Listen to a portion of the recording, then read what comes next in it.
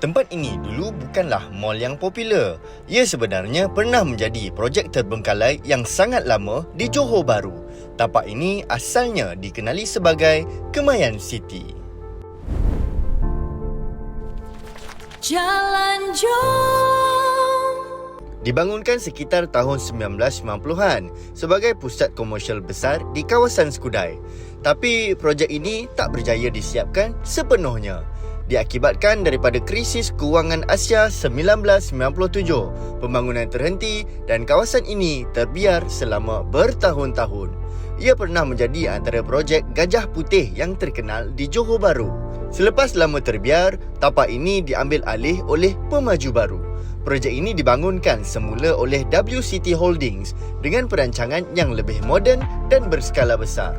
Transformasi penuh dilakukan di atas keseluruhan kawasan ini dan pada tahun 2017 lahirlah Paradigm Mall Johor Bahru.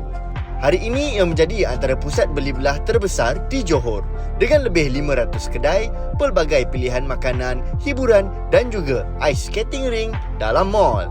Daripada projek terbengkalai menjadi antara lokasi paling hidup dan sibuk di Johor Bahru hari ini. Apa pengalaman yang anda ada di Kemayan City ataupun Paradigm Mall hari ini? Cuba komen di bawah. Follow Jalan Jom untuk lebih banyak cerita, tempat menarik dan sejarah yang ramai tak tahu.